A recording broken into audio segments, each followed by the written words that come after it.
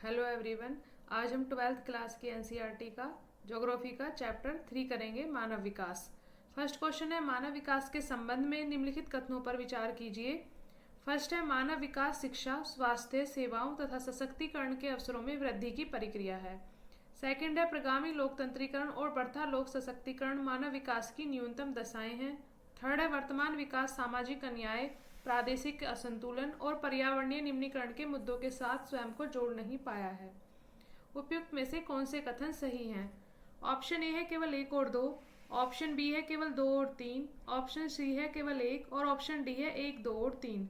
तो इसका सही आंसर है ऑप्शन डी, एक, दो और तीन, यानी कि तीनों कथन ही सही हैं। मानव विकास स्वास्थ्य, भौतिक पर्यावरण से लेकर आर्थिक, सामाजिक और राजनीतिक स्वतंत्रता तक सभी प्रकार के मानव विकल्पों में विस्तार और उनकी शिक्षा, स्वास्थ्य सेवाओं तथा सशक्तिकरण के अवसरों में वृद्धि की प्रक्रिया है। मानव विकास के संदर्भ में प्रकाशित की गई मानव विकास रिपोर्ट 1993 के अनुसार मानव प्रगामी लोकतंत्रीकरण और बढ़ता लोक सशक्तिकरण मानव विकास की न्यूनतम दशाएं हैं। इसमें यह भी उल्लेख किया गया है कि विकास लोगों को केंद्र में रखकर बुना जाना चाहिए, न कि विकास को लोगों के बीच रखकर। विश्व में विकास के संदर्भ में बहुत सी परिभाषाएं दी गई हैं तथा दावे किए गए हैं, किंतु विकास में बहुत सी विषमताएं विद्यमान हैं। कुछ क्षेत्र बहुत विकसित हुए तो कुछ क्षेत्रों को कोई लाभ प्राप्त नहीं हुआ। निर्धनता बहुत विकराल रूप में बढ़ी है। निर्धनों में सामर्थ्य की गिरावट के लिए 3 अंतर संबंधित प्रक्रियाएं कार्यरत हैं।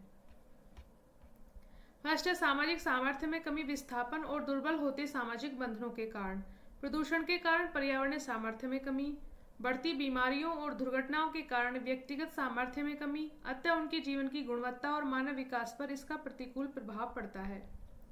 उपयुक्त आधारों पर वर्तमान विकास सामाजिक अन्यायों, प्रादेशिक असंतुलन और पर्यावरणीय निम्नीकरण के मुद्दों के साथ स्वयं को जोड़ नहीं पाया है।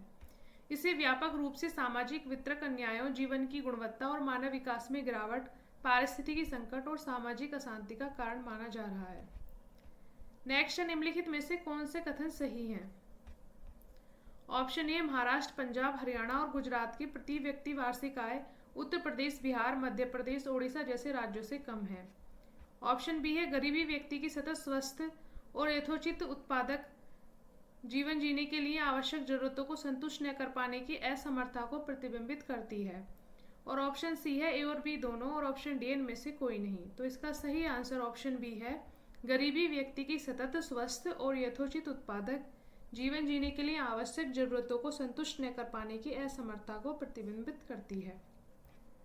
महाराष्ट्र, पंजाब, हरियाणा और गुजरात भारत के विकसित राज्यों की श्रेणी में आते हैं, जबकि उत्तर प्रदेश, बिहार, मध्य प्रदेश और ओडिशा गरीब राज्यों की श्रेणी में आते हैं और इनकी प्रति व्यक्ति आय महाराष्ट्र, पंजाब, हरियाणा तथा गुजरात से कम है, इसलिए कथन ये सही नहीं है। थर्ड है, मानव विकास सूचकांक कोटि क्रम में सार्क देशों में निम्नलिखित में से कौन सा देश सबसे बेहतर स्थिति में है? Option A Bharat, option B Bhutan, option C Sri Lanka और ऑप्शन डी है मालदीव। तो इसमें ऑप्शन सी सही है, श्रीलंका। लेकिन ये 2016 के डाटा के हिसाब से है, तो अब मे भी ये चेंज हो गया होगा, तो इसको हम स्किप कर देते हैं। नेक्स्ट क्वेश्चन देखते हैं। नेक्स्ट क्वेश्चन है, भारत के लिए राष्ट्रीय मानव विकास रिपोर्ट के संदर्भ में निम्नलिखित कथनों पर विचार कीजिए। फर्स्ट है, राष्ट्रीय मानव विकास रिपोर्ट भारतीय रिजर्व बैंक द्वारा तैयार की गई है। सेकंड है, इसमें राज्यों और केंद्र शासित प्रदेशों को विश्लेषण की इकाई के रूप में प्रयोग किया गया है। थर्ड है, भारत के लिए राष्ट्रीय मानव विकास रिपोर्ट तैयार करने में यूएनडीपी द्वारा चुने गए सूचकों का प्रयोग नहीं किया गया है। उपयुक्त में से कौन से कथन सही नहीं है? ऑप्शन ए है केवल एक, ऑप्शन बी है केवल दो और तीन, ऑप्शन सी है केवल दो, ऑप्शन डी है एक और तीन। तो इसका सही आंसर ऑप्शन डी है, एक और तीन। मतलब एक और तीन सही नहीं है। क्यों सही नहीं है देख लेते हैं। भारत के लिए राष्ट्रीय मानव विकास रिपोर्ट भारत के योजना आयोग यानी कि वर्तमान में नीति आयोग द्वारा यूएनडीपी द्वारा चुने गए सूचकों का प्रयोग करते हुए तैयार की गई है, इसलिए कथन 3 सही नहीं है। राष्ट्रीय मानव विकास रिपोर्ट तैयार करने में राज्यों और केंद्र शासित प्रदेशों को विश्लेषण की इकाई के रूप में प्रयोग किया गया है। तदंतर जिलों का विश्लेषण को इकाई मानते हुए प्रत्येक राज्य सरकार ने भी मानव विकास रिपोर्ट तैयार करना प्रारंभ कर दिया है। नेक्स्ट है, गरीबी रेखा के नीचे जीवन यापन करने वाले सर्वाधिक जनसंख्या प्रतिशत के राज्यों का सही अवरोही क्रम है। ऑप्शन ए है ओडिशा, बिहार, सिक्किम, मध्य प्रदेश, उत्तर प्रदेश। ऑप्शन बी है ओडिशा, बिहार, मध्य प्रदेश, सिक्किम, उत्तर प्रदेश। ऑप्शन सी है बिहार, ओडिशा, मध्य प्रदेश, उत्तर प्रदेश, सिक्किम। और ऑप्शन डी है उत्तर प्रदेश, बिहार, मध्य प्रदेश, सिक्किम और ओडिशा।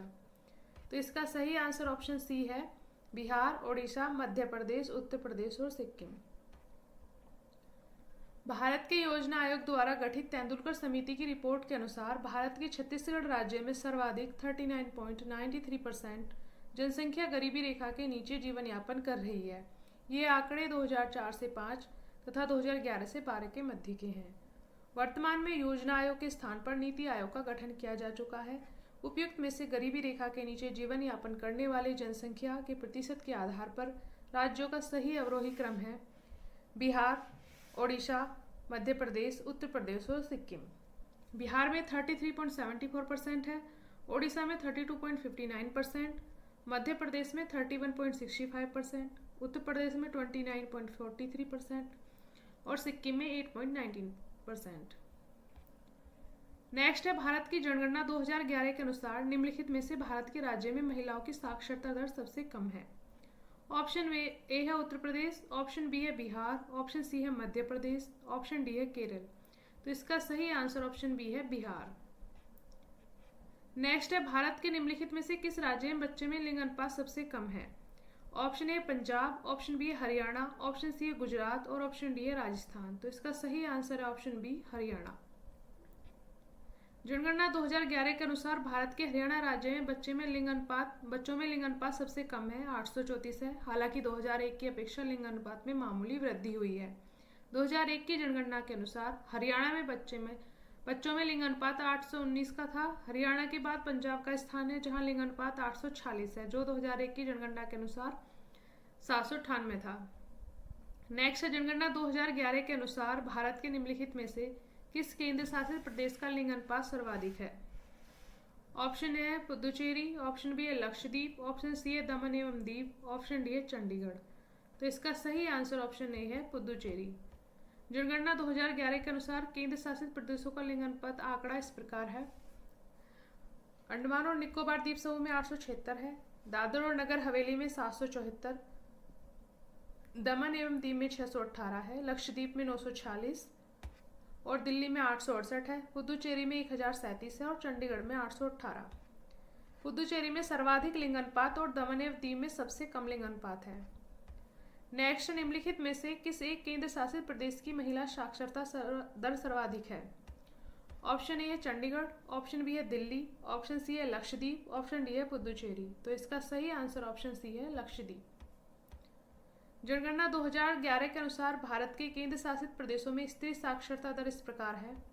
फर्स्ट है चंडीगढ़ 81.19%, दिल्ली है 80.76%, दमन एवं दीव है 79.55%, दादर और नगर हवेली में है 64.32%, लक्षद्वीप में 87.95% है और पुदुचेरी में 80.67% है, अंडमान एवं निकोबार में 82.4% और राष्ट्रीय महिला साक्षरता दर 64.64% है, 64.64%।